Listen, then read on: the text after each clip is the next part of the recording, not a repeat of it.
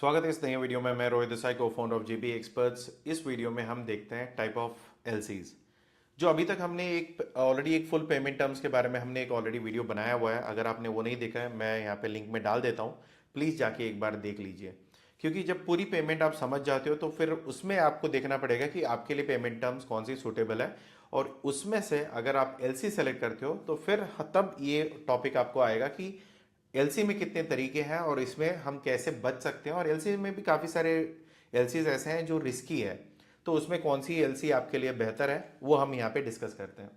तो type of LCs में पहली आती है जो इरिवोकेबल एलसीज है, जो हम नॉर्मली कॉमनली यूज करने वाली एलसी डॉक्यूमेंट है।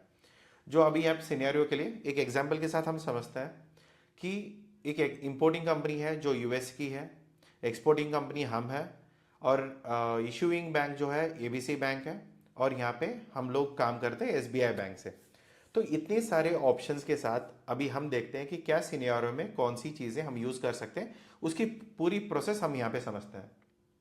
एक अग्रीमेंट पहली क्या होती है कि जब मैंने किसी को अग्रीमेंट के एलसी के लिए बोला हुआ है, तो फिर पहली एक अग्रीमेंट होती है जहाँ पे एक्सपोर्टर्स जेबी एक्सपर्ट्स के साथ एक कॉन्ट्रैक्ट साइन करते हैं to supply 5000 metric ton of oil. ठीक है, और उसका कीमत क्या होगा, $2 लाख का। तो उसमें क्या होगा कि एलसी इशू होती है। वो भी कौन इशू करता है, इंपोर्टर की बैंक आस्क एबीसी बैंक के लिए।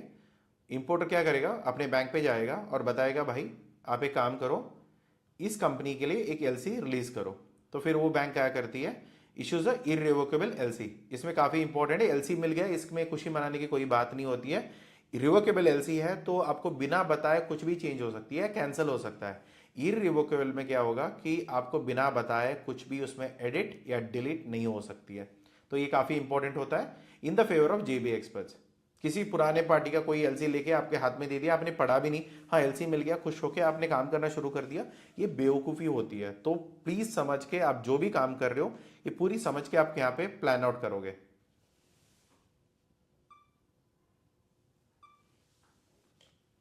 इसमें नेक्स्ट आती है एडवाइजिंग बैंक। जो एबीसी बैंक क्या करेगी, एक एलसी सेंड करेगा किसके बैंक पे, मेरे बैंक में जो एसबीआई बैंक है।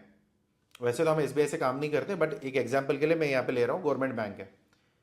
अभी एसबीआई क्या बताता है कि विच इन्फॉर्म्स जेबी एक्सपर्ट्स, कि एसबीआई बोल देता है कि आपकी यहाँ पे एलसी का ड्राफ्ट आ चुका है, एक बार आके चेक कर लीजिए। ये बैंक का काम होता है अगर उनके पास एलसी की कॉपी आती है तो, क्योंकि मेरी अकाउंट उनके पास है, ये एलसी का पैसे उनके पास आने वाले हैं, तो उनको ये काम करना होता है। काफ़ी बार ऐसा होता है कि कुछ बैंक्स ऐसे कामचोर हैं जो एलसी आने के बाद भी नहीं बताता है, सर आपको पूछना था। तो ये काफ़ी सारी चीज़ें होती है, तो प्लीज़ आप ऐसे बैंक से बिल्कुल काम मत करना, ठीक है। मैं एसबीआई के बारे में नहीं बोल रहा हूँ, जनरली मैं बैंकों के बारे में बोल रहा हूँ। तो यहाँ पे शिपमेंट होती है। जब जेबी एक्सपर्ट्स क्या करेगा, गुड्स सारे शिप कर देंगे, क्योंकि यहाँ पे मुझे कोई एडवांस नहीं मिला है, पूरी 100% एलसी पे जाने वाला है। तब मैं क्या करता हूँ, सारे मैंने मटेरियल रेडी कर दिए और मैंने एलसी के हिसाब से जो जो डॉक्यूमेंट्स मुझे प्रिपेयर करने थे वो सारे मैंने प्रिपेयर कर लिए। तो उसके बाद क्या होगा, जेबी एक्सपर्ट्स बैंक जाएगा, उसके हिसाब से जो भी रिक्वायर्ड डॉक्यूमेंट्स हैं, जो मैंने एलसी ड्राफ्ट में जो मैंने अग्री किया था, वो सारे ड्राफ्ट में bill of leading, invoice, packaging list और वगैरह वगैरह जो भी डॉक्यूमेंट्स हैं, वो सारे मैंने एसबीआई को सबमिट किया। आपको ये नहीं करना है कि उनके बैंक पे कोरियर कर दिया या बायर को आपने डायरेक्टली कोरियर कर दिया। आपको क्या करना है, आपको सीधा जाके सारे ओरिजिनल डॉक्यूमेंट आपको एसबीआई को सबमिट करना है। तो फिर एसबीआई क्या करेगा, एसबीआई सारे डॉक्यूमेंट चेक करेंगे और वो सारे डॉक्यूमेंट्स कोरियर करेगा उसके बैंक पे, बायर के बैंक में, बायर को नहीं भेजेगा।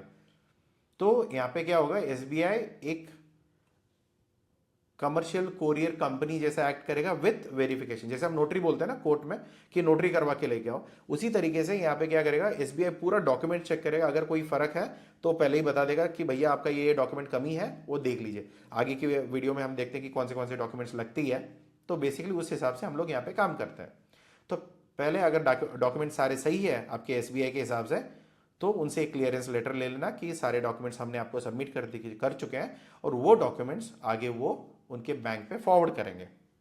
फिर उसके बाद क्या होगा, एबीसी बैंक को कोरियर मिल जाएगी, सारा डॉक्यूमेंट्स वो वेरीफाई करेंगे। फिर उसके बाद अगर सारे डॉक्यूमेंट ठीक है तो फिर वो वेरिफिकेशन आएगा, उसकी पेमेंट आएगी आपके एसबीआई बैंक में। एसबीआई का मतलब नॉर्मली आपके बैंक में अमाउंट क्रेडिट हो जाएगा। आप पहले एसबीआई को बोल दोगे कि भैया मेरा कन्वर्शन क्या है वगैरह वगैरह, चार्जेस क्या है, उसके हिसाब से सारी पेमेंट आपके अकाउंट में आ जाएगी।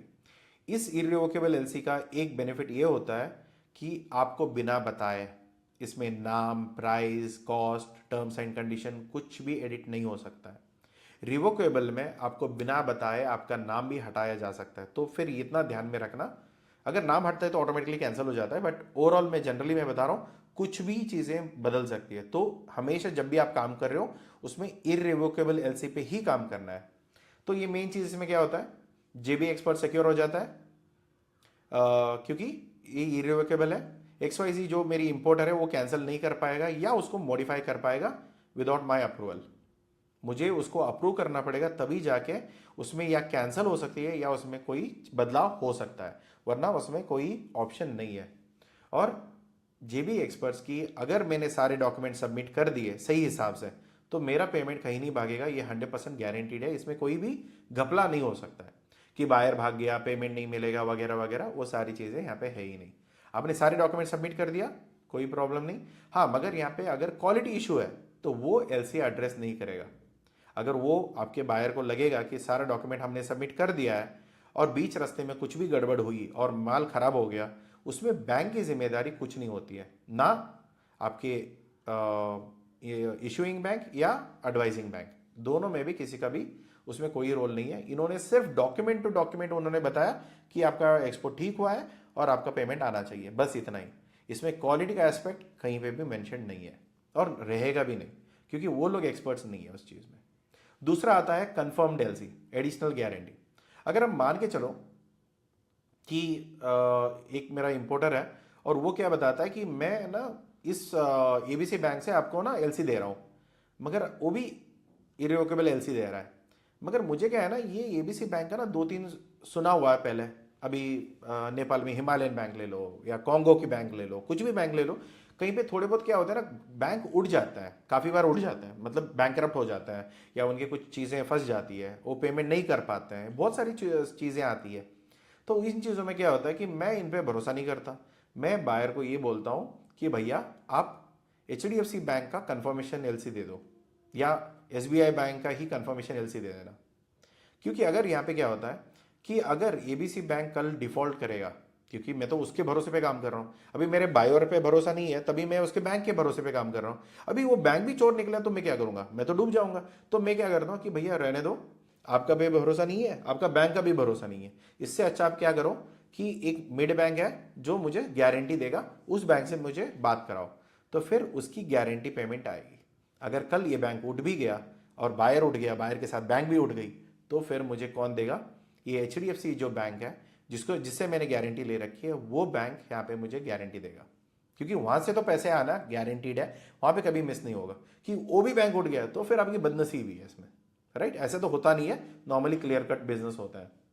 तो जेबी एक्सपर्ट्स क्या करेगा, पूरा शिपमेंट करेगा, सबमिट करेगा। अगर पेमेंट उसके पास से नहीं आएगा, gets payment from HDFC bank even if ABC bank fails. अगर कोई बैंक फेल भी होता है तो मुझे तो पेमेंट HDFC से मिल ही जाएगा, यहाँ पे कोई दिक्कत नहीं है। इसमें ये एलसी क्यों चूज करना है कि देखो, आइडियली अगर मैं इस बैंक पे भरोसा नहीं करता हूँ तो फिर ये एक एडिशनल सिक्योरिटी मेरे लिए बनती है। तो ये होता है नॉर्मली अगर आप कोई रिस्की वाली कंट्री पे काम कर रहे हो, जहाँ पे श्रीलंका है, बांग्लादेश है, पाकिस्तान है, या कुछ और कंट्रीज आप देखो कि जहाँ पे ऑलमोस्ट गवर्नमेंट हिला हुआ है और गवर्नमेंट भी हिला हुआ है और उसके साथ साथ पॉलिटिकल इंस्टेबिलिटी है। और ये तो मेरे साथ तो अभी तो रिसेंटली हुआ था, बांग्लादेश की शिपमेंट में वो उनकी PM भाग के आ गई और वहाँ की जो हमने शिपमेंट किया था उन्होंने बोल दिया सर बांग्लादेश के कोई भी हम ऑनर नहीं करेंगे। और हमने क्लैरिफिकेशन लिया RBI से, तो फिर बाद में मैंने उनको बोला कि भैया ऐसे तो आप बिल्कुल मना नहीं कर सकते, आपके भरोसे हमने LC पे काम किया हुआ है और आप ऐसे कैसे मना कर सकते हो। तो फिर उन्होंने बोला नहीं सर, हमारे हेड ऑफिस से आया। तो मैंने बोला लेटर दिखो या ईमेल भेजो हमें, ऐसा है बोल के, फिर मैं आपको ऊपर केस करता हूँ। तो फिर तब जाके उन्होंने क्या किया कि हवाबाजी में ना बहुत कुछ चीज़ें हो जाती है, मगर जब आपने उनको रिटर्न में लेते हो ना तो तब उनकी जो होती है ना चीज़ें, क्योंकि मैंने हमेशा बोलता हूँ कि जबान में ना हड्डी नहीं होती है तो कुछ भी बोल देता है। तो ये जो उनके रिलेशनशिप मैनेजर्स है वगैरह वगैरह, उनको तो हेडेक लेना नहीं था, तो उस चक्कर में वो बांग्लादेश की जो एलसी है उसको ऑनर नहीं करना चाह रहे थे। तो उस चक्कर में क्या होता है, जब आपने रिटर्न में ले मांगा तो उन्होंने बोला नहीं नहीं सर अभी अप्रूवल मिल चुका है तो हम कर रहे हैं। अरे यार 10 मिनट में ऐसे बोलते हो, 10 मिनट में ऐसे बोल रहे हो, मेरा पेमेंट कब आएगा ये बता देना। तो ये सारी चीज़ें एग्जीक्यूशन हो जाती है। तो इसके लिए कभी कभी क्या होता है, ऐसा कोई भी कंट्री का सिचुएशन पहले ही पता चलता है कि आप न्यूज़ वगैरह फॉलो कर रहे हो तो कहीं पे कोई गड़बड़ी हो रही है, तो आपको ये ध्यान में रखना है कि भाई अगर इस बैंक का कोई लफड़ा है तो फिर एक एडिशनल बैंक का सिक्योरिटी आप ले लो कि अगर ये बैंक उठ गया कम से कम आपका जो सिक्योर्ड बैंक है, जो एचडीएफसी है, तो वो आपको पैसा दे दे। यहाँ पे जो भी बैंक का मैं नाम ले रहा हूँ ये सिर्फ एग्जाम्पल के लिए है, ना मैं ऐसे कंपनी, ना मैं नहीं ये बैंक को प्रमोट कर रहा हूँ, ना इनके सर्विसेज प्रमोट कर रहा हूँ, ना ऐसे बैंक से मुझे कभी लेना देना होता है, राइट। साइट एलसी एक इमीडिएट पेमेंट एलसी है। अगर आपको ये देखना है कि ये ऑलमोस्ट सारे इरिवोकेबल एलसी जैसा ही काम करेगा, मगर इसमें क्या होता है कि इंस्टेंट पेमेंट होती है। जैसे आपने पेपर सबमिट किए तो वो आपके पेमेंट आ जाती है। तो यहाँ पे मैं क्या करता हूँ, एक ऑन साइट एलसी पे मैंने एक 50,000 का मैंने एक सी फूड एक्सपोर्ट किया। तो जैसे मैंने एक्सपोर्ट किया, सारा डॉक्यूमेंट्स मैंने क्या किया, एसबीआई बैंक को मैंने सबमिट किया और एसबीआई बैंक सारा डॉक्यूमेंट्स उठा के एबीसी बैंक को भेज देती है। जैसे ही एबीसी बैंक देखता है कि सारा डॉक्यूमेंट सही है तो इमीडिएटली पेमेंट रिलीज कर देता है, तो एसबीआई वो आगे जाके मेरे अकाउंट में क्रेडिट हो जाती है। तो ये यहाँ पे यूजेंस एलसी में साइट एलसी पे क्या होता है कि नॉर्मली आपकी पेमेंट इंस्टेंटली आपके अकाउंट में आ जाता है। इसमें बायर से कोई कंफर्मेशन की ज़रूरत यहाँ पे नहीं है। तो ये आपके लिए रहेगा। इसमें मेन बेनिफिट है कि आपको फटाक से डॉक्यूमेंट देखा, ठीक लगा, पेमेंट कर दिया, इसमें कोई दिक्कत नहीं है और इसमें कोई वेटिंग पीरियड आपको नहीं लगेगी। वरना क्या होता है कि हफ्ते भर का वेटिंग पीरियड लग जाती है। यूजेंस एलसी में या इसमें आप बोल सकते हो कि guaranteed payment but on credit terms. इसमें क्या होता है कि उसको उधारी चाहिए और वो पेमेंट भी करेगा, राइट। तो अभी मुझे पेमेंट करने के लिए उसको अभी चाहिए 90 दिन का टाइम, उसके लिए हम लोग एलसी मांगते हैं और वो भी यूजेंस एलसी होता है। इसका कोई गारंटी नहीं है, ये कभी क्या बताते हैं हम लोग इसको, ये उठेगा नहीं। अभी आप ओपन क्रेडिट के बारे में हमने पुरानी वीडियो में बात किया था, जहाँ पे हम लोग 90 डेज का क्रेडिट दे दिया और वो पैसा आएगा या नहीं आएगा हमें पता नहीं है। मगर यूजेंस एलसी में हम लोग 90 डेज का क्रेडिट तो दे ही सकते हैं। एक्सपोर्ट्स जेबी एक्सपोर्ट्स क्या करता है कि सारा गुड्स शिपमेंट करेगा और सारा डॉक्यूमेंट्स किसको सबमिट करेगा, एसबीआई बैंक को। फिर एबीसी बैंक सारा डॉक्यूमेंट एक्सेप्ट करेगा और प्रायर नोटिस पे बताएगा कि आपका पेमेंट आएगा 90 डेज के बाद, राइट। तो फिर 90th डे पे जो बायर है, हमारी जो इंपोर्टर है, वो जाके उनके बैंक पे पैसे डालेंगे और वो पैसे डायरेक्टली हमारे एसबीआई बैंक में आएगी और वो बाद में जेबी एक्सपर्ट के पास पैसे आ जाएंगे। इसमें क्या होता है कि JB experts gets a guaranteed payment even though it's delayed. अगर डिले भी हो रहा है मगर हमारे पास पेमेंट तो आना गारंटीड है, क्योंकि उधारी में क्या होता है कि 90 डेज का तो उधारी तो दे दिया हमने, मगर पैसे आने की क्या गारंटी है, कुछ ऑप्शन तो है ही नहीं। तब आप एक एलसी बोल सकते हो कि भैया आपको 90 डेज का क्रेडिट चाहिए, कोई दिक्कत नहीं है, आप मुझे ना यूजेंस एलसी दे देना, कोई दिक्कत नहीं है, आप ले लो क्रेडिट, मुझे कोई प्रॉब्लम नहीं है क्रेडिट देने में, मगर यूजेंस एलसी आप मुझे इशू कराओ। तब क्या होता है कि यहाँ पे पेमेंट की गारंटी होती है। अगर फिर भी देर से आएगा, क्योंकि मेरा कंटेनर सारा निकल गया, डॉक्यूमेंट में सारे उसको दे दिए और बैंक ने उसको बायर को दे दिया सारा डॉक्यूमेंट्स, तो उसके बाद भी मेरा पैसे गारंटीड होते हैं, क्योंकि यहाँ पे बैंक की गारंटी होती है। और मैं दूसरी बात बता रहा हूँ, हर एक एलसी के ऊपर गारंटी एलसी आप ले ही सकते हो। जो ये होता है ना, ये जो मैंने बताया था एडिशनल गारंटी कंफर्म्ड एलसी, अगर आपको लगता है कि एबीसी बैंक 90 दिन के बाद उठ सकता है तो आप इसके ऊपर भी, जो भी एलसी है उसके ऊपर भी आप कंफर्म्ड एलसी का कंफर्मेशन आप ले सकते हो। आपको ये बैंक के ऊपर भरोसा नहीं है, दूसरे बैंक से भी आप ले सकते हो। अगर बहुत अच्छी बैंक से करा रहे हैं तो कोई दिक्कत नहीं है, वो चल जाएगा। अगर काफ़ी छोटी बैंक है, कोऑपरेटिव से तो बिल्कुल ही मत सुनना। जो बैंक आपने कभी सुना नहीं है, जिस गवर्नमेंट के ऊपर आपको भरोसा नहीं है, तो फिर वहाँ पे आप बोल सकते हो कि भैया आप एक additional LC confirmation confirmed LC किसी भी एलसी के ऊपर आप ले सकते हो, तो फिर वो करवा के आप इसको गारंटी पे ले सकते हो।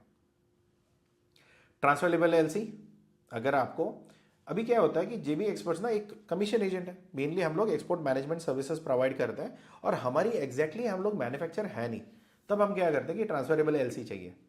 तो हम बीच में आते हैं, बायर हमसे बात किया, बायर ने बोला भैया मुझे टॉवेल चाहिए और वो आप प्रोक्योर करके दो।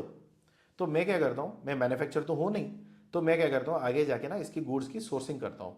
सोर्सिंग का मतलब मैंने फैक्ट्री से बात किया और उनको उनसे मुझे सप्लाई करेंगे और मैं आगे पार्टी को सप्लाई करूँगा। तो पहले क्या होगा कि मुझे यहाँ पे इंपोर्ट इशू होगा, इंपोर्टर मुझे इशू करेगा एक ट्रांसफरेबल एलसी ऑफ $100,000 का, तो मुझे मिल गया। तो इसके सामने मैं क्या करता हूँ, उसका 70% एलसी या 70,000 का मैं आगे सप्लायर को ट्रांसफर करता हूँ।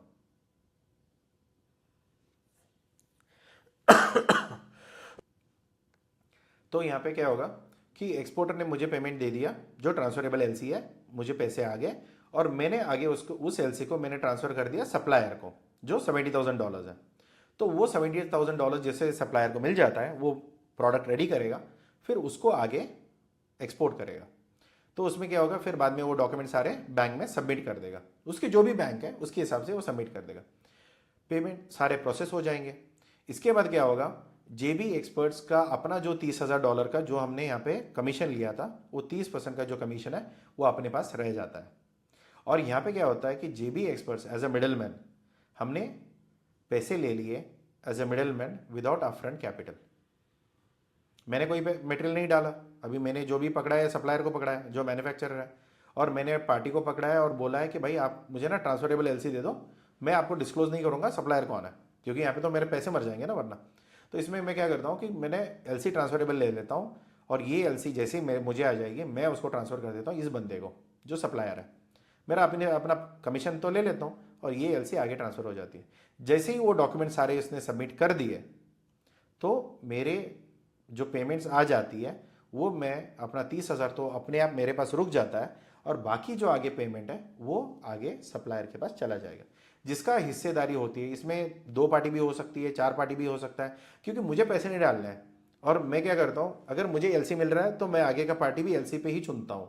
तो फिर क्या होता है कि जैसे मुझे एलसी मिल रहा है मैं आगे वाले को एलसी दूंगा और उसको बोलूंगा भैया देखो तुमको ना इतने इतने परसेंट की ट्रांसफरेबल एलसी मैं पास कर रहा हूँ, जैसे आप सारे डॉक्यूमेंट सबमिट करोगे आपको यहाँ पे पेमेंट मिल जाएगी। तो ऐसे ही मैं 2-3 पार्टी से भी ले सकता हूँ या 1-2 पार्टी से भी कर सकता हूँ या एक पार्टी से भी कर सकता हूँ, ये मेरे पे डिपेंड करेगा। मगर मुझे बिना पैसे आगे डाले मैं पैसे यहाँ पे कमा लूँगा। ये नॉर्मली हमारी आज भी हमारी नॉर्मल ट्रेड्स ऐसे होते हैं। अगर ऐसे कोई ट्रेड आपको करना है तो आप बिल्कुल चेक कर सकते हो। Back to back LC for suppliers, यहाँ पे एग्जाम्पल सिनेरियो में यहाँ पे देखो, JB experts needs to buy raw materials. अभी मुझे रॉ मटेरियल खरीदना है from a Indian supplier before shipment, मुझे माल खरीदना है अभी बैक टू बैक एलसी से। तो अभी मुझे क्या करता हूँ कि मुझे ना एक एलसी मिल जाती है इररिवोकेबल ऑन जेबी एक्सपर्ट, जैसे नॉर्मली कोई भी हम लोग इररिवोकेबल एलसी के बारे में हम बात कर रहे थे, उसी हिसाब से मुझे एक एलसी मिल जाती है। मैं क्या करता हूँ, उसी एलसी के सामने मैं दूसरा एक एलसी निकालता हूँ और बायर को देता हूँ कि भाई इसके सामने ये एलसी आपका निकलेगा, बैक टू बैक एलसी हम बोलते हैं इसको। तो सप्लायर जो गुड शिप करेगा टू जेबी एक्सपर्ट्स, यहाँ पे क्या होगा कि इस एलसी में ट्रांसफर होता है, एलसी सेम एलसी ट्रांसफर होता है, मगर इस एलसी में ट्रांसफर नहीं होता है, आपको सिर्फ बैक टू बैक इस एलसी के आधार पे दूसरा एलसी आप निकाल रहे हो कि जैसे वो एलसी एनकैश हो जाएगा तो आगे की एलसी एनकैश होना शुरू होती है। तो सप्लायर यहाँ पे क्या करेगा, गुड्स शिप करेगा जेबी एक्सपर्ट्स को, देन मैं क्या करता हूँ, मैं इसको शिप करता हूँ XYZ इंपोर्टर को। तो फिर इसमें क्या होगा कि XYZ इंपोर्टर जेबी एक्सपर्ट्स को देगा, फिर बाद में मैं सप्लायर को दूंगा, तो ये बैक टू बैक एलसी निकल जाती है। यहाँ पे क्या होगा कि मुझे ना अपने पैसे तो डाला नहीं, मैंने एलसी पे उठाया, एलसी मैंने इंपोर्टर से उठाया और एलसी पे मैंने सप्लायर आइडेंटिफाई किया और सप्लायर आइडेंटिफाई करके मैंने जैसे ही इंपोर्टर से पैसे आ जाते हैं एलसी पे तो उसी एलसी का पेमेंट मैंने आगे सप्लायर को दे दिया। बीच का जो भी मेरा डिफरेंस है, जो सप्लायर से मैंने खरीदा और जो इंपोर्टर को मैंने बेचा, उसके बीच का जो भी मार्जिन बचती है एलसी पे, वो सारा मेरे बैंक अकाउंट में आ जाता है, वो मेरा नेट प्रॉफिट आ जाती है। थोड़ी बैंक की जो भी चार्जेस है वो कटेगी, वरना सब पैसे मेरे आ जाएंगे, जो मेरे अपने पैसे से तो बिल्कुल काम नहीं कर रहा। काफ़ी लोगों की डाउट होता है ना कि सर काम कैसे करें, मेरे पास तो पैसे नहीं है। अगर आपको धंधा करना आता है आप कर सकते हो, मगर एक ही चीज़ है कि यहाँ पे मेहनत तो लगती है। अभी देखो पैसे के बिना आप बिजनेस खड़ा कर सकते हो, मगर मेहनत के बिना धंधा खड़ा करोगे तो इसमें मैं भी कुछ नहीं करता, क्योंकि मुझे भी तो हर रोज़ मेहनत करनी पड़ती है, राइट। बेसिक चीज़ है, अगर मैं कैमरा के सामने नहीं बैठूँ ये वीडियो नहीं बनेगी। ऐसे ही आप मेहनत नहीं करोगे अपना बिजनेस नहीं बनेगा। भले ही पैसे नहीं हो तो ठीक है, मगर कम से कम नॉलेज है, बिजनेस कर सकते हो, नेगोशिएट कर सकते हो, बायर लेके आ सकते हो, ऑर्डर निकाल सकते हो, बहुत काफ़ी सारी चीज़ें हैं आपको वर्कआउट करने के लिए, राइट। स्टैंड बाय एलसी है, जो इसका मतलब क्या होता है कि अगर पेमेंट नहीं आई तभी ये एलसी काम में आएगा। अभी देखो क्या होता है ना, बेटे से मैंने उधारी ली, या सॉरी मान के चलो बेटे को मैंने उधारी दी, उसके पापा ने क्या बोला, अगर मेरे बेटे ने नहीं देगा ना तो मैं दूंगा, तो ये वही वही वाली बात है, राइट। मैंने दोस्त को पैसे दिए और दोस्त के पिता ने बोला अगर मेरा बेटे ने पैसे नहीं दिए तो मैं दूंगा, आप मेरे पास आ जाना, तो ऐसी वाली बात है कि अगर यहाँ पे क्या होता है 30 दिन का के बाद मुझे पेमेंट मिलना है, राइट। तो 30 दिन के बाद मुझे तो कोई गारंटी नहीं है, अगर ये बंदा उड़ जाता है, जिस दोस्त को मैंने पैसे दिए थे वो मना कर देता है यार मेरे तो पास पैसे ही नहीं है, तो जाके पापा से बात कर, तब क्या होता है कि मैं स्टैंड बाय एलसी को लूंगा, फिर XYZ जो कंपनी है 30 दिन के बाद अगर नहीं देता है तो मैं क्लेम प्रोसेस करूंगा उसके बैंक में। मैं बोलूंगा कि पापा सुनो, आपके बेटे को मैंने उधारी दी थी और आपने बोला था अगर वो वापस नहीं देगा तो आप दोगे, अभी वो नहीं दे रहा है, आप दो, अभी निकालो, तो ये वाली बात पे आपको पैसे मिल जाएंगे।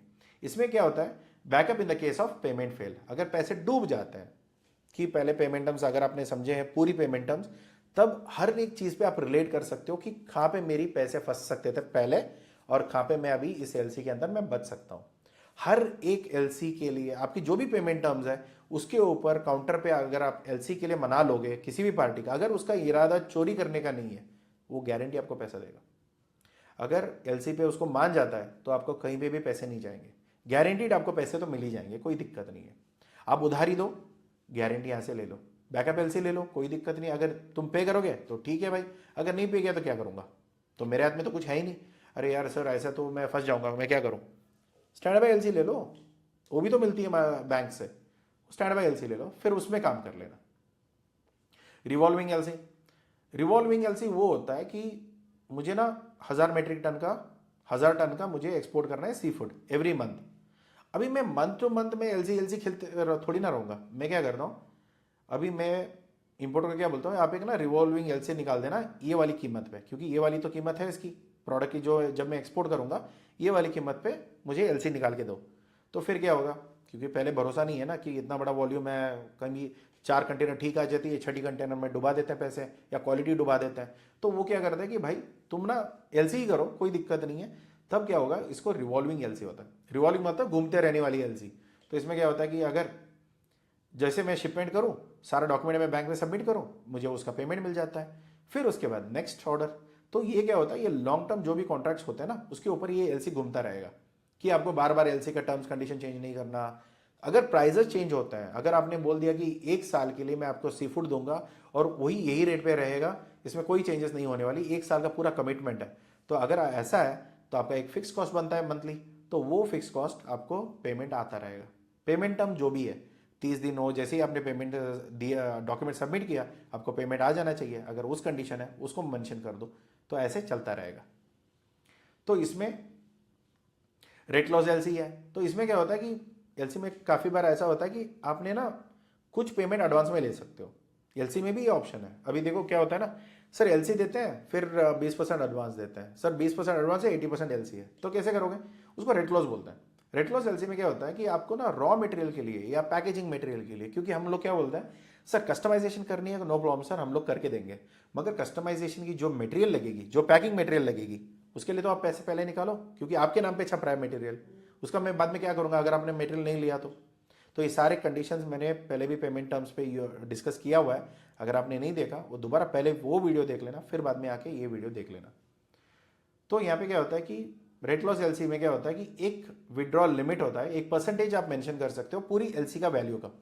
अगर 1 लाख का एलसी है तो मुझे 20% यहाँ पे निकाल सकता हूँ, तो यहाँ पे मैंने 20,000 अपफ्रंट निकाल लेता हूँ, उसके सामने मैं सारी पैकेजिंग मटेरियल्स वगैरह लेके फिर वो डॉक्यूमेंट्स में मटेरियल शिप करता हूँ, सारा डॉक्यूमेंट जो है उसको मैं बैंक में सबमिट करता हूँ, फिर बैंक मेरी बैंक उसकी बैंक पे डॉक्यूमेंट्स भेजेगी और बाकी मेरा 80% जो पेमेंट है वो ट्रांसफ़र हो जाएगा। क्योंकि यहाँ पे कस्टमाइजेशन ऑप्शन था, क्योंकि यहाँ पे मैं पैकिंग मटेरियल और बाकी सारे खर्चों पे मैं उठा रहा था, तो इसके अच्छे में मैं क्या करता हूँ 20% एडवांस ले लेता हूँ और बाकी 80% अगेंस्ट एलसी, इसमें भी कोई दिक्कत नहीं है। इसको हम नॉर्मली बोलते हैं रेट क्लॉज एलसी। अगर ये पेमेंट टर्म्स अगर आप कॉम्बिनेशन में लेते हो एडवांस कम एलसी, तो वो यहाँ पे काम आएगी। और यहाँ पे जो आगे वाली जो एलसी होती है ना, ये कोई भी एलसी हो सकता है, साइट एलसी हो सकती है, यूजांस एलसी हो सकती है, या क्रेडिट लेके आप भेज रहे हो, कोई भी एलसी का मॉडल इसी कॉम्बिनेशन में आएगा। जब एलसी लिखा जाता है तो कोई भी एलसी का ऑप्शन यहाँ पे आप ले सकते हो। ग्रीन क्लॉज एलसी, इसमें तो मुझे एडवांस तो मिलेगा मिलेगा क्या है, जो पैकेजिंग मटेरियल का, इसके साथ मुझे स्टोरेज का कॉस्ट, क्योंकि उसका क्या है ना, मेरा हैंडीक्राफ्ट का प्रोडक्ट्स है, वो एक दिन में तो बन के रेडी नहीं होगा, उसके लिए मुझे एक वेयरहाउस लेनी पड़ेगी, और वो भी भाड़े पे लेना पड़ेगा, और वहाँ पे ना जैसे जैसे माल बन रहा है वहाँ पे मुझे स्टोर करना है, उसका एक एक्स्ट्रा कॉस्ट बनेगा, और वो कॉस्ट थोड़ी ना मैं अपनी जेब से डालने वाला हूँ, वो तो मैं तेरे लिए कर रहा हूँ ना। तब क्या करोगे कि ऐसे वाले पार्टी से आप क्या करोगे, ग्रीन कॉज की एलसी लोगे जिसमें एडवांस स्टोरेज और इंश्योरेंस सबका पैसा, आप एक एडवांस रकम होती है जो परसेंटेज होता है, अगेन उसी परसेंटेज पे आप ये कॉस्ट भी इन्वॉल्व करके आप उसको बोलोगे भैया थोड़ी परसेंटेज बढ़ा, 40% मुझे पहले दे दे, 60% एलसी कर लेते हैं। तो ये वाली पेमेंट ऑप्शन वहाँ पे आप निकाल सकते हो, जो हाई वैल्यू होती है, पेरिशेबल होती है, तो ये सारी चीज़ों में वो काम करेगा। तो यहाँ पे हम लोग कंपैरिजन करते हैं, पहली होती है एलसी की टाइप और पेमेंट टाइमिंग और security. JB experts as a exporter हमारे लिए कितनी सिक्योरिटी है और यूज केस क्या है। तो पहली है इररिवोकेबल एलसी, जो भी डॉक्यूमेंट मैं सबमिट करूंगा उसके बाद मुझे पैसे मिलने हैं। अगर मैंने डिले सबमिट करने में डिले करी तो ऑब्वियसली मुझे डिले पेमेंट मिलेगा, और इसमें क्या है, सिक्योरिटी इसकी हाई है। जेबी एक्सपोर्ट थोड़े बचा रहेगा इसमें, यहाँ पे कोई गड़बड़ी नहीं हो सकती है। यहाँ पे स्टैंडर्ड ट्रेड ऑप्शन है, यूज केस हर जगह आप यूज कर सकते हो। कंफर्म्ड एलसी, अगर आपको एक्स्ट्रा गारंटी चाहिए जो काफ़ी हाई सिक्योरिटी है तो बिल्कुल ले सकते हो, और जब आपको लगता है कि बायर का बैंक उठ सकता है तभी आप इसको ले सकते हो, क्योंकि क्या होता है ना, एलसी का चार्ज, कंफर्म्ड एलसी का चार्ज, उसका चार्ज, इसका चार्ज, इतना करके आपको एंड ऑफ द डे काफ़ी सारे फीस बैंक को देने पड़ते हैं। बैंक तो मामा का लड़के नहीं है जो मुफ्त में, आजकल मामा के लड़के में भी फ्री में काम नहीं करते, तो उस हिसाब से देखेंगे तो ये खर्चा आपको पड़ेगा। साइड एलसी, इमीडिएटली क्या होगा कि अगर आपने डॉक्यूमेंट सारे उसी टाइम पे सबमिट किए जो सिक्योर्ड है, इमीडिएटली आपको पैसे मिल जाएंगे। बायर से पूछेंगे भी नहीं ना, मेरा बैंक पूछेगा, मेरा बैंक तो वैसे भी बायर से बात ही नहीं करेगा, मेरा बैंक उसके बैंक से बात करेगा, सारा डॉक्यूमेंट इधर से उधर करेगा, पेमेंट आपके अकाउंट में। इसमें कोई भी रिस्क ज़्यादा होता नहीं है, जो हाई सिक्योरिटी होती है। यूजांस है जहाँ पे मीडियम सिक्योरिटी है, क्योंकि उधारी दे रहे हो काफ़ी टाइम के लिए, बैंक भी डूब सकता है या बायर भी डूब सकता है, तो उस चक्कर में आप क्या करोगे। तो ये क्रेडिट बेस्ड ट्रांजैक्शंस होती है जिसमें थोड़ी सिक्योरिटी कम होती है, मगर इसको भी आप ज़्यादा सिक्योर कर सकते हो by collabing with confirmed LC. अगर ये भाग गया, इसका बैंक भी भाग गया, तो मैं इसको पकड़ूंगा, राइट। ट्रांसफरेबल एलसी, एक से दो पार्टी, तीन पार्टी को मैं आराम से इसको दे सकता हूँ। ये मेरे लिए, जैसे हम लोग as a export management company है, अगर कोई आप हो, आपको माल बाहर भेजना है, आपको बाहर से ज़्यादा वो कुछ नहीं करना है, आप हमें माल दे दो, हम भेज देंगे और आपका पैसा आपको ट्रांसफ़र कर देंगे। या बाहर का कोई पार्टी है, सर मुझे ना इंडिया से माल चाहिए मगर मैं ना इंडिया पे भरोसा नहीं कर सकता, आपको मैं पैसे दूंगा, आप मुझे प्रोक्योर करके दो, तभी भी मैं ये ट्रांसफरेबल एलसी पे मैं काम करवा सकता हूँ, राइट। तो बैक टू बैक एलसी क्या होता है, मैं सिर्फ सप्लायर को अपॉइंट करूंगा, सप्लायर को आइडेंटिफाई करूंगा, एलसी के सामने एलसी निकाल के मैं उससे निकाल लूंगा, क्योंकि इसमें मेरे पैसे तो कुछ नहीं फंस रहे, मैं अपने पैसे नहीं डाल रहा हूँ। स्टैंड बाय एलसी, अगर वो भाग गया तो स्टैंड बाय एलसी मैं बोलूँगा कि भैया आपने बोला था, जैसे मैंने दोस्त का एग्जांपल दिया ना, दोस्त को मैंने पैसे दिए, वो भाग गया, उसके बाप को मैंने पकड़ा, यहाँ पे भी ऐसा ही है। आपका इंपोर्टर भाग गया तो उसका बैंक को पकड़ो, बोलो भैया देखो आपने बैकअप गारंटी बोला था, वो भाग गया, अभी आप पैसे दो। रिवॉल्विंग एलसी, जैसी मल्टी शिपमेंट है, काफ़ी टाइम के लिए लंबा काम करने वाला हूँ, तो हर बार थोड़ी थोड़ी एलसी में बार बार करने से अच्छा रिवॉल्विंग एलसी लेते हैं। महीने भर मेरा सबमिट करो, पेमेंट लो, फिर काम शुरू करो, फिर पेमेंट सबमिट करो, पेपर सबमिट करो, पेमेंट लो, फिर काम शुरू करो। ये पूरी साल चलता रहेगा, 1 साल 2 साल जो भी है वो है। अब अगर आपको एडवांस भी चाहिए तो फिर रेड क्लॉज ले लो, तो यहाँ पे आपको पैसे मिल जाएंगे और वो सारे सिक्योर्ड होते हैं। ग्रीन है तो फिर यहाँ पे एडवांस के साथ स्टोरेज का भी, इंश्योरेंस का भी सारा पैसा ले लो, फिर उसका कवर कर लोगे। तो अभी एंड में अगर आपको हाई सिक्योरिटी चाहिए, इररिवोकेबल ले लो या कंफर्म्ड एलसी ले लो। इसमें रिवोकेबल एलसी मैं दोबारा बता रहा हूँ, इररिवोकेबल होती है, रिवोकेबल नहीं। रिवोकेबल मतलब बायर कुछ भी चेंज कर सकता है, रिवोकेबल में तो जिंदगी में कभी कुछ काम नहीं करना, वो एलसी ही है मगर कभी नहीं करना। इसमें क्या होता है, क्विक पेमेंट्स है, अगर जल्दी फटाक से पेमेंट चाहिए, पेमेंट मैंने पेपर मैंने सबमिट करें और मुझे पैसे चाहिए तो साइड एलसी पे काम करो। अगर आपको बीच वाले काम करने हैं, मतलब हमारे जैसे, तो फिर आप बैक टू बैक करो, राइट। या ट्रांसफरेबल एलसी पे आप काम कर सकते हो। लॉन्ग टर्म डील है, इरेवोकेबल एलसी पे काम कर लो। तो ये सारे आपके लिए ऑप्शंस है, ठीक है। अभी देखते हैं एलसी में क्या क्या फॉर्मेट्स होते हैं और क्या क्या चीज़ें आपको ध्यान में रखनी है। जब आपसे आपको जब एसबीआई बोला था ना, मेरे आइडियल सिचुएशन मैंने एसबीआई लिया था कि उसके पास ना इंफॉर्मेशन आ जाती है। तो यहाँ पे आपने पहले मैं देखा था कि यहाँ पे एक इशूइंग बैंक है और यहाँ पे एडवाइजिंग बैंक है। एडवाइजिंग बैंक को जैसे ही नोटिफिकेशन आएगा आपको ये सारी चीज़ें चेक करनी होती हैं, राइट। वो क्या क्या चीज़ें हैं वो यहाँ पे हम देखते हैं। पहली चीज़ एलसी का नंबर, ये ड्राफ्ट होता है नॉर्मली, पहले एलसी का नंबर नहीं आएगा, ड्राफ्ट आएगा, उसमें डेट होगा, उसमें एलसी टाइप होगी, उसमें देखना कि इररिवोकेबल तो मिनिमम होना चाहिए, अच्छे से अच्छा साइट, क्योंकि आपने डॉक्यूमेंट सबमिट किया, हो गया। अगर कॉन्गो गिंगो कहीं से आ रहा है, भाई मेरा पैसे डूबने के चांसेस है, और ये तो कंट्री देश भी तो स्टेबल नहीं है, श्रीलंका जैसा है, चाइना से उन्होंने पैसे ले लिए, अभी फंसे पड़े हैं, पता नहीं कल मेरा क्या होगा। तो इस चक्कर में आप क्या करोगे, कंफर्म्ड एलसी ले लोगे, उसमें भी आपको दिक्कत नहीं होगी। अगर आप उधारी भी दे रहे हो तो फिर यूजान से एलसी ले लेना, इसमें भी आप बचे रहोगे। एलसी पे काम करो, आप लंबा चलोगे। एक्सपायर डेट देख लेना, क्योंकि ये एलसी का एक्सपायरी डेट आती है। आपको ऐसा नहीं कि आपने ऑर्डर ले लिया, पेमेंट जब एलसी तो हो गया, अभी एलसी के चक्कर में मैंने प्रोडक्शन मैंने धीरे कर दी, अरे ऑर्डर तो मिल गया ना। एलसी का एक्सपायरी भी होता है, अगर वो एक्सपायरी के अंदर आपने उसको सबमिट नहीं किया सारा डॉक्यूमेंट, तो आपका तो एलसी गया। तो प्लेस ऑफ एक्सपायरी, तो वो देखना पड़ेगा कौन सा देश और कौन सा बैंक वो एक्सपायर करेगा, क्योंकि वो कौन सी बैंक से आया हुआ है।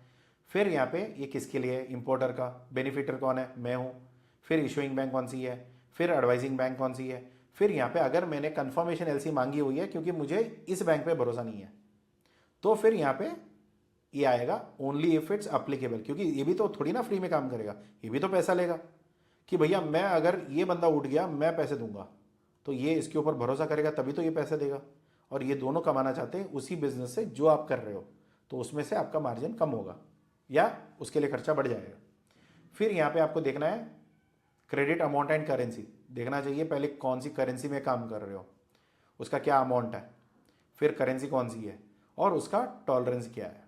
टॉलरेंस नॉर्मली अगर फ्लक्चुएशन ऊपर नीचे होती है तो उसका अमाउंट क्या होगा यहाँ पे, राइट। कभी कभी क्या होता है कि मटेरियल लोड होने के टाइम पे थोड़ी बहुत ऊपर नीचे हो जाती है, तो उसका क्या टॉलरेंस यहाँ पे लिमिट हो सकता है वो देख लेना।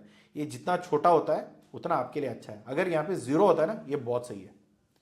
क्योंकि देखो आप कंटेनर लोड करने के टाइम पे आप भी ध्यान रखो कि ज़्यादा ना लोड हो जाए या कम ना लोड हो जाए, और साथ ही साथ यहाँ पे ये ध्यान में रखना, क्योंकि प्लस और माइनस 5% बहुत बड़ी रकम हो जाती है लाखों में, अगर हम खेल रहे हैं तो डूब जाओगे यहाँ पे, आपका प्रॉफिट ही शायद 5% ही नीचे आए, तो ध्यान रखा करो।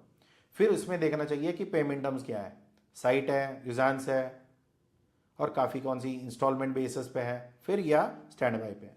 तो कैसे आप पेमेंट ले रहे हो, ये कौन सी एलसी है, उसके ऊपर क्या टर्म्स पेबल टर्म्स होती है, ये डिस्कस कर लेना। फिर यहाँ पे ड्राफ्ट कौन करेगा, ऑब्वियसली बायर का जो बैंक है वही ड्राफ्ट बना के आपको भेजेगा। ड्राफ्ट टेन्योर क्या रहेगा, ये सारी चीज़ें, साइट रहेगी 30 डेज रहेगा, 90 डेज रहेगा, फ्रॉम बिल ऑफ लीडिंग। कब से शुरू होगा ये बिल ऑफ लीडिंग डेट से क्रेडिट शुरू होगा। अगर यहाँ पे मान के चलो कि बिल ऑफ लीडिंग आज का तारीख का है, मगर मटेरियल तो 90 दिन के, मटेरियल जब उस देश में यूएस में पहुंचने के लिए ना 90 दिन लगेंगे, तो तब तक ये पेमेंट देगा क्या, नहीं, ये तब उसका डेट चेंज हो जाती है, ये 90 दिन के बदले में वो और एक 90 दिन ऐड करके 180 डेज पे लिखवा लेगा। तो ये सारी चीज़ें आपको देखनी पड़ेगी, राइट। तो दूसरा यहाँ पे देखना पड़ेगा शिपिंग डिटेल्स, कौन से पोर्ट से लोड हो रहा है, कौन से पोर्ट से डिस्पैच हो रहा है, कब डिस्पैच होनी चाहिए, अगर पार्शियल शिपमेंट अलाउड है क्या। मैंने उसको वादा किया था 100 मेट्रिक टन, और मैं उसको ना पहले मैंने एक कंटेनर 20 मेट्रिक टन एक बार भेजा, फिर 50 एक बार भेजा, 40 एक बार भेजा, ऐसे करके मैं टुकड़ों में भेज रहा हूँ, और एक ही बीएल का एक ही डेट पे नहीं है। तब क्या होगा, अगर वो अलाउड है तो यहाँ पे लिखा रहेगा, अगर अलाउड नहीं है, नॉट अलाउड, तो फिर आपको सारा 100 मेट्रिक टन एक ही बार निकालना पड़ेगा, क्योंकि इसको टुकड़ों में आप नहीं भेज सकते। ट्रांसशिपमेंट, ये तो आजकल तो नॉर्मली अगर डायरेक्ट रूट है तो डायरेक्टली आप कर सकते हो, वरना क्या होगा कि पहले इंडिया में है, फिर दुबई जाएगा, फिर अफ्रीका जाएगा, फिर कहीं और जाएगा, फिर कहीं और जाके फिर यूएस पहुंचेगा। तो ऐसे उसका रूट है, तो ट्रांसशिपमेंट अलाउड है या नहीं है, 99% अलाउड होना चाहिए, क्योंकि कोई भी रूट डायरेक्ट हुआ अगर होगा तो बहुत अच्छी बात है, नज़दीक है तो, बहुत दूर है तो 100% अवेलेबल नहीं रहेगी। इनको टर्म कौन सी है, इनको टर्म के बारे में भी अगर आपको अभी तक आइडिया नहीं है, वीडियो ऑलरेडी डल चुकी है, जाके देखो पहले इसका इनको टर्म का क्या ऑप्शंस है वो पहले एक बार देख लेना, फिर उसके बाद काम करना। फिर गुड्स की डिस्क्रिप्शन, क्या नाम है, क्या प्रोडक्ट है, फिर एचएस कोड क्या है, उसकी क्वालिटी, क्वांटिटी, केजी, लीटर जो भी है वो, उसके सामने उसका प्राइस क्या है, टोटल वैल्यू कितनी है, और पैकेजिंग डिटेल्स, कितने बैग मैंने लोड किए और कितने बैग है एक कंटेनर में, ऐसे कितने कंटेनर में भेज रहा हूँ, ये सारी चीज़ें यहाँ पे मेंशन होनी चाहिए। फिर उसके बाद डॉक्यूमेंट्स रिक्वायर्ड, जो अभी मैंने अभी तक बोल रहा था ना, डॉक्यूमेंट मैं सब बैंक को सबमिट करूंगा, डॉक्यूमेंट मैं बैंक को सबमिट करूंगा। क्या डॉक्यूमेंट सबमिट कर रहे हो आप, यहाँ पे है कि साइंड कमर्शियल इनवॉइस। सर मैं तो ना, मैं डिजिटल आदमी हूँ, मैं ना जो भी मैं इनवॉइस बनाता हूँ वो कंप्यूटर जनरेट होता है। बेटा यहाँ पे वो नहीं चलेगा, यहाँ पे आपको ना साइन करके देना है। आपका कंप्यूटर जनरेट हो कोई दिक्कत नहीं है, आप 3 ओरिजिनल लोगे, 3 पे साइन करोगे और उसी 3 का एक एक का 3 फोटोकॉपी निकालोगे और फिर वो सारी चीज़ें आप सबमिट करोगे विथ पैकेजिंग लिस्ट, उसका वजन, डायमेंशन जो भी है। 25 बैग्स हैं, एक कंटेनर में 100 बॉक्सेस जाएंगे, ऐसे कितने कंटेनर है, ये सारी चीज़ें पैक डिटेल्स आपको मेंशन होनी चाहिए। या एक कंटेनर में 100,000 जाएंगे, दूसरे कंटेनर में 1000 जाएंगे, तीसरे कंटेनर में 50 जाएंगे, वो भी आपको यहाँ पे मेंशन करके देना है कि कौन से कंटेनर में कितने जा रहे हैं, कितने हो रहा है और वगैरह वगैरह, राइट। उसके ऊपर बिल ऑफ लीडिंग या एयरवे बिल, अगर एयरलाइन से भेज रहे हो तो एयरवे बिल, अगर सी से भेज रहे हो तो बिल ऑफ लीडिंग, अगर ट्रक या ट्रेन है तो फिर वो ट्रांसपोर्टेशन रिसिप्ट आएगी, वो आपको देना पड़ेगा। Issued to the order to the bank marked freight prepared या फ्राइट कलेक्टेड, राइट, ये चीज़ें लिख सकते हैं। फिर यहाँ पे होगा सर्टिफिकेट ऑफ ओरिजिन, आपको चैम्बर ऑफ कॉमर्स इंडिया से मिल जाएगी, ट्रेड जीओवी में मिल जाएगी और 4-5 वेबसाइट्स हैं और वहाँ से आपको सर्टिफिकेट ऑफ ओरिजिन, या आपके एक्सपोर्ट प्रमोशनल काउंसिल भी आपको सर्टिफिकेट ऑफ ओरिजिन दे देगा। प्रेफरेंशियल चाहिए थोड़ी एडिशनल डॉक्यूमेंट्स लगेगी, अगर प्रेफरेंशियल नहीं है तो नॉर्मल है तो आपको मिल जाएगा। इंस्पेक्शन सर्टिफिकेट चाहिए तो एसडीएस से करो या इंटरटेक से करो या कोई और एजेंसी है उनसे करवा दो, मगर उसको ये दोनों अग्रीड होना चाहिए कि कौन से पार्टी से आप करा रहे हो। ऐसा नहीं कि एसडीएस लिखा दिया और किसी और से करा दिया, ऐसा नहीं चलेगा। जो भी इंस्पेक्शन एजेंसी ने आपने अपॉइंट किया है उसी एजेंसी से आपको इंस्पेक्शन करानी है, तभी ये उसकी सर्टिफिकेट मिलेगी उसी ब्रांड से, फिर उसको जाके आप सबमिट करोगे। ऐसा नहीं होना चाहिए कि ग्लोबल स्टैंडर्ड का हमने पहले वादा किया और कोई मामा के लड़के की कोई इंस्पेक्शन कंपनी है उसके नाम से छाप के दे दिया, ऐसा नहीं चलेगा। इंश्योरेंस पॉलिसी जो भी आपका इनको टर्म है, अगर एक्सवर्क्स है तो इनको टर्म तो कोई मतलब ही नहीं है, इंश्योरेंस का तो कोई मतलब ही नहीं है, वो सारा वो खुद ले लेगा। और जब भी आप इंश्योरेंस करा रहे हो 110% वैल्यूएशन होना चाहिए इनवॉइस पे, क्योंकि प्रोडक्ट का वैल्यू है 100% और उसके ऊपर हमारा बहुत कुछ खर्चे लगे हैं, ट्रांसपोर्टेशन का, लेबर का वगैरह वगैरह, तो वो सारे खर्चे उठाने के लिए आपको 110% की इंश्योरेंस होनी चाहिए। सो पैथोसैनिटरी सर्टिफिकेट, हेल्थ सर्टिफिकेट, ये सारे अगर आपको अप्लीकेबल है तो कराना पड़ेगा।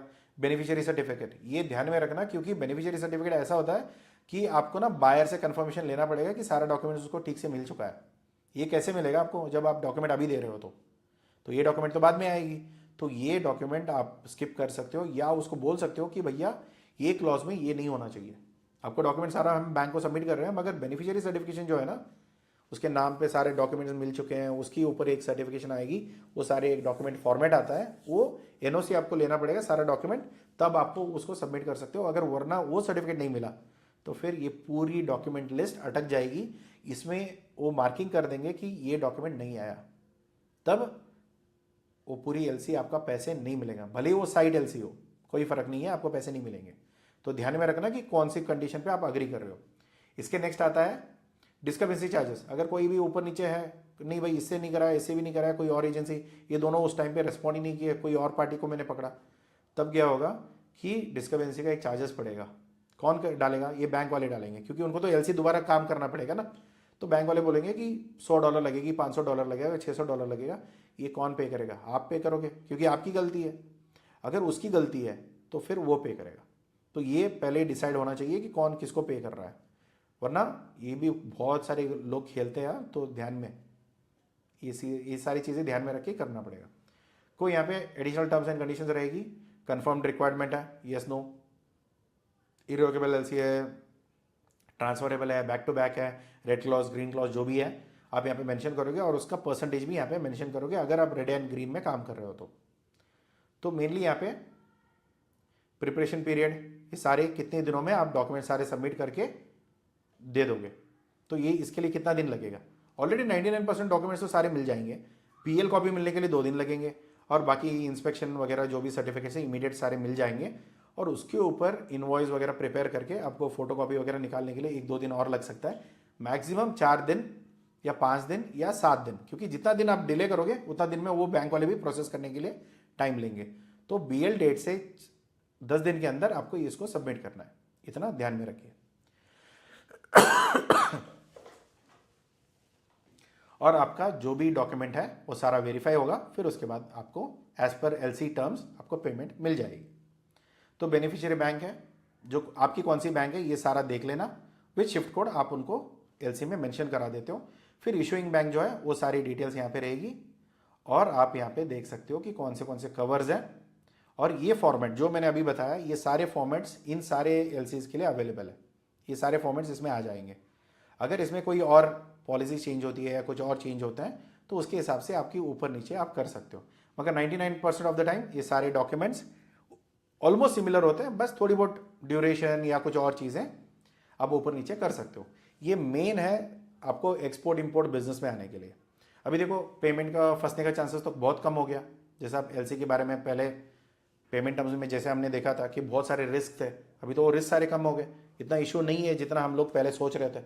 अभी इस पेमेंट टर्म लेके आप किसी भी बायर के साथ काम कर सकते हो, एडवांस में भी काम कर सकते हो, कोलैबोरेटिवली कर सकते हो, उधारी भी दे सकते हो, और कुछ और पेमेंट टर्म चाहिए बैक टू बैक करना है, या मैं ट्रेडर हूँ मैं पहले एलसी ले लेता हूँ फिर उसके सामने मैं किसी और को ट्रांसफरेबल एलसी पे दे देता हूँ, या बैक टू बैक एलसी करके मैं आगे किसी और को थमा देता हूँ, ऐसे करके भी अगर आप ले लोगे। अभी क्या करेगा बैंक आपको बोलेगा बैक टू बैक एलसी करने के लिए आपका तो औकात चाहिए ना, तो भाई मेरा औकात छोड़ो, मेरे पास ऑलरेडी एक एलसी पड़ा हुआ है, उसके सामने मैं बोल रहा हूँ कि इसके अगेंस्ट आप दूसरा एलसी निकाल के दो। वो बोलेगा यार ये एलसी तो गारंटीड नहीं है, आपने कभी काम नहीं किया वगैरह वगैरह, तो फिर वो बोलो कि देखो भैया अगर आप नहीं तो किसी और से मैं कराऊंगा, मगर देख लो अगर होता है तो कर दो। तो उस हिसाब से आपको आपकी एलसी ऑलरेडी जो आ चुकी है उसी की एलसी के सामने दूसरा एलसी पे उठा के, बस आपको ये देखना है कि जो इंपोर्टर है आपका बायर जो पेमेंट टर्म अग्री कर रहा है उसी के थोड़ा बेहतर अग्रीमेंट टर्म पे आप अपने बायर आपका जो सप्लायर है या मैन्युफैक्चरर है उससे आपको मनवाना पड़ेगा, तभी आपको काम कर सकते हो। एलसी सारा सेम होगा, एलसी जो ग्लोबली आप करोगे उसको एलसी बोलते हैं, जो आप विद इन कंट्री आप करोगे तो उसको हम बोलते हैं लोकल एलसी। लोकल एलसी पे कराओ जो भी आगे का सेम है, irrevocable local LC, back to back local LC, तो ऐसे करके आप सारा चीज़ें सेम ही है, बस आपको लोकल एलसी निकालना है।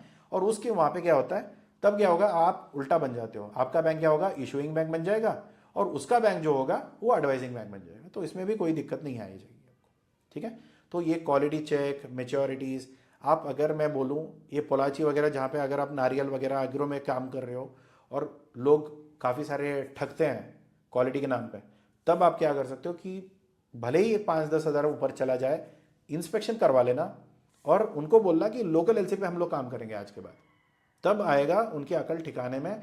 अगर किसी का भी ईमानदारी नहीं है तो फिर वो आपके साथ काम नहीं कर पाएगा। बड़ा प्लेयर है, एलसी पे काम कर रहा है, कोई बात नहीं है, थोड़ी बहुत 1-2 रुपये कम कमाने मिलेगा, मगर आपका सोर्सिंग भी एथिकल होगा और सप्लाई भी एथिकल होगा, ना आपका पैसा फंसेगा ना किसी और का पैसा आपके यहाँ पे फंसेगा। ये सारी चीज़ें गारंटीड आप लेके चल सकते हो। स्टैंड बाय एलसी तो आप लेके ही चलो, इसमें तो कोई और एश्योरेंस चाहिए ही नहीं। स्टैंड बाय कम से कम वो अगर उधारी मांग रहा है, कुछ और देने के लिए तैयार नहीं है, भाई ये काम कर तो स्टैंड बाय एलसी निकाल के दे दे, अगर तूने पेमेंट नहीं दिया कम से कम तेरा बैंक वाला तो देगा मुझे। अगर वो भी नहीं आ रहा है ना तो फिर हाथ जोड़ के मना कर सकते हो, फिर वो देख लेना, फिर आपका सिचुएशन क्या है, आपकी कमिटमेंट कितनी बड़ी है छोटी है, तो वो उसके हिसाब से आप ध्यान में रख सकते हो। तो ये सारी चीज़ें मुझे शेयर करनी थी। आपको वीडियो कैसा लगा ये प्लीज़ कमेंट बॉक्स में बताइए। अगर वीडियो पसंद आया तो प्लीज़ लाइक भी करिए, सब्सक्राइब भी करिए, और डिस्क्रिप्शन में ना बहुत सारी चीज़ें मैंने लिंक्स डाल रखी है, वहाँ पे एक व्हाट्सएप ग्रुप भी है, तो हमारी व्हाट्सएप कम्युनिटी पे भी आप ज्वाइन कर सकते हो। आगे हमारी जब लाइन वेबिनार्स वगैरह होंगे तो उसमें भी आप पार्टिसिपेट कर सकते हो और डायरेक्टली मेरे से बात कर सकते हो। मिलते हैं अगले वीडियो में। Thank you so much for watching this. Please subscribe and hit the like button. Take care, bye bye.